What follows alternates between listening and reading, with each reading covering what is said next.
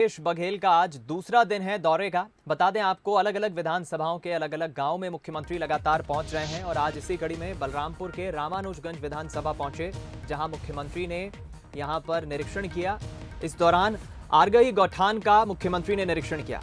इस दौरान महिला समूह की महिलाओं से उन्होंने चर्चा की, बातचीत की और मुख्यमंत्री भूपेश बघेल ने गौठान में पौधारोपण भी किया। आम जनता से भी मिले, निरीक्षण किया किस तरह से व्यवस्थाएं, सरकारी योजनाओं का लाभ यहां के ग्रामीणों को मिल रहा है।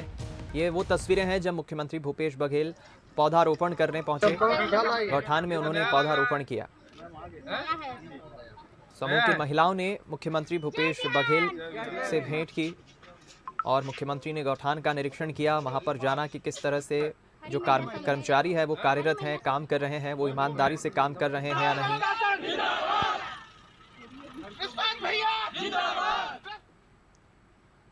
निरीक्षण तो मुख्यमंत्री कर ही रहे हैं, लेकिन जहां पर भूपेश बघेल को कोई गलती नजर आ रही है, कोई खामी नजर आ रही है, वो तुरंत एक्शन भी ले रहे हैं। आज दूसरा दिन है मुख्यमंत्री के दौरे का और आज दूसरे दिन भी मुख्यमंत्री एक्शन मोड में नजर आए।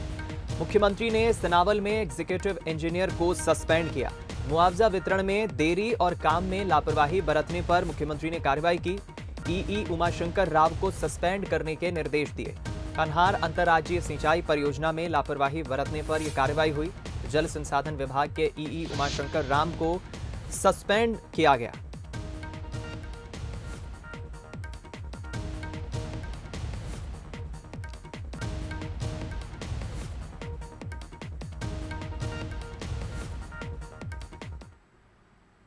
वहीं मुख्यमंत्री भूपेश बघेल आज डौरा गांव में भी पहुंचे, जहां समूह की महिलाओं ने मुख्यमंत्री को सब्जियां भेंट की। मुख्यमंत्री से बातचीत भी की। मुख्यमंत्री ने भी समूह की महिलाओं से बातचीत की। सीएम भूपेश बघेल ने सब्जियों का स्वाद चखा। ये तस्वीरें उस वक्त की है जब मुख्यमंत्री डौरा गांव पहुंचे और यहां की विशेषता है, यहां की दरअसल सब्जी काफ़ी मशहूर है और मुख्यमंत्री से मिलकर महिलाएं भी खुश नजर आई। मुख्यमंत्री को उन्होंने सब्जियां भेंट की।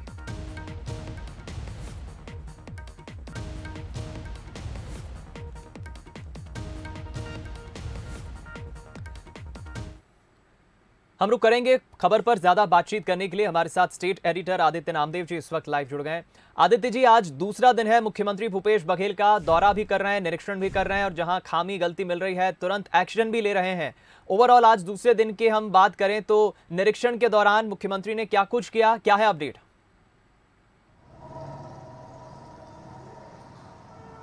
तो बिल्कुल देखिए, महत्वपूर्ण यह है कि सरगुजा संभाग, उससे ज्यादा महत्वपूर्ण है कि सरगुजा संभाग में 8 दिन और उससे ज्यादा महत्वपूर्ण है कि 14 सीटों पर फोकस। कांग्रेस बहुत अच्छे से जानती है कि सीटों को मेंटेन करना काफी मुश्किल हो जाता है, क्योंकि अगर 14 की 14 सीटें आपने जीती है पिछले चुनाव में 2018 में, तो 2023 में निश्चित तौर पर वहां सीटें कम होंगी। तो उस कम सीटों को आपको अभी से ध्यान देना है उन सीटों पर, चूंकि एक बार जनता ने जिता दिया, फिर वापस आपको अगर 14 की 14 सीटें जीतना है तो आपको ज्यादा मेहनत करना पड़ेगा। निश्चित तौर पर लगातार आज दूसरा दौरा है सरगुजा संभाग का।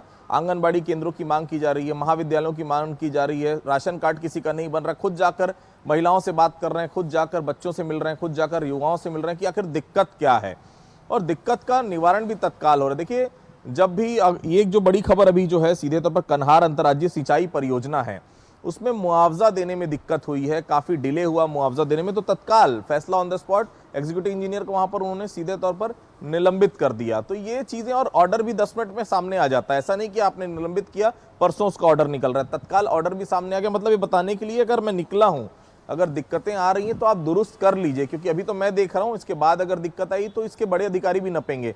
आज सुबह जब मीटिंग हुई थी, समीक्षा बैठक, जिसमें कलेक्टर और एसपी सभी पूरे संभाग के थे, उसमें एक बात उन्होंने बहुत साफ कही। उन्होंने ये कहा कि केवल मुख्यमंत्री आए या मंत्री आए तब आपको व्यवस्था दुरुस्त नहीं करनी। आप लोग इतने दिन से कर क्या रहे थे?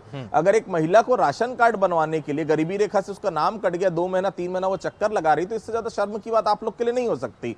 हर बार जरूरी नहीं कि मुख्यमंत्री हर किसी के पास जाए, मंत्री आए। आप लोग व्यवस्थाएं खुद दुरुस्त क्यों नहीं करते? आप लोग आखिर समीक्षा बैठक में करते क्या है? तो एक बड़ा सवाल जरूर मिशन जो पूरी अगर प्रशासनिक सेवा है उसके ऊपर खड़े कर दिया कि आपको काम करना पड़ेगा और ये अब आपको रिजल्ट दिखाना पड़ेगा, क्योंकि 1.5 साल का समय है। अभी तक 2 साल कोविड में निकल गया, बहुत सब्र भी किया मुख्यमंत्री ने, लेकिन अब बेहद साफ है कि आने वाले समय में दिक्कतें होंगी तो फैसला ऑन द स्पॉट होगा, और फैसला केवल निलंबन से नहीं होगा, बड़े अधिकारी भी जाएंगे। सीधे तौर पर उन्होंने ये कहा कि मैंने कल सीएमओ को निलंबित किया था, लेकिन जिम्मेदारी कलेक्टर की भी है। मतलब साफ है, आने वाले दिनों में आप कलेक्टर और एसपी को भी इसी तरह से नपते देखेंगे अगर किसी चीज में दिक्कत आएगी तो। फिलहाल आज उनका दौरे का दूसरा दिन है और दौरे का एक बिल्कुल सेट ऑफ एजेंडा है। देखिए, विधानसभाओं में वो जाते हैं, जनता के बीच में बैठते हैं, उनकी बातें सुनते हैं, एक कार्यकर्ता के घर खाना खाने जाते हैं और रात में फिर सामाजिक कार्यकर्ताओं से, अलग अलग संगठनों से रात में फिर मुलाकात करते हैं। इसका मतलब वही नब्ज टटोलना कि आखिर सरगुजा की 14 जो सीटें हैं उनकी नब्ज क्या है और आने वाले दिनों में क्या क्या और करने की जरूरत है। वहां का जो सिटिंग विधायक है वो क्या प्रॉपर काम कर रहा है या वहां की जनता उसके खिलाफ कोई आक्रोश तो नहीं है। तो ये सब चीजों को वो टटोल रहे हैं। निश्चित तौर पर 8 दिन का ये वृहद दौरा है सरगुजा का, और जब वो लौटेंगे तो उसके बाद फिर बाकी 5 दिन का गैप है, क्योंकि जयपुर में कांग्रेस का चिंतन शिविर है, उसके बाद फिर वो बस्तर के प्रवास पर रहेंगे। तो कुल मिलाकर ये जो समय है, ये समय बेहद महत्वपूर्ण है सरगुजा के लिए, इसलिए अधिक से अधिक समय वो सरगुजा में फिलहाल देते हुए नजर आ रहा है और फैसला ऑन द स्पॉट वहां पर नजर आ रहा है। चलिए, बहुत शुक्रिया आपका आदित्य जी, इस खबर पर हमारे साथ जुड़ने के लिए, विश्लेषण करने के लिए इस खबर का। लगातार मुख्यमंत्री एक्टिव दिख रहे हैं और जैसा कि मंशा मुख्यमंत्री की हम आपको बता चुके हैं कि वो क्यों ये दौरा कर रहे हैं, ये दौरा मुख्यमंत्री का क्यों इतना अहम है।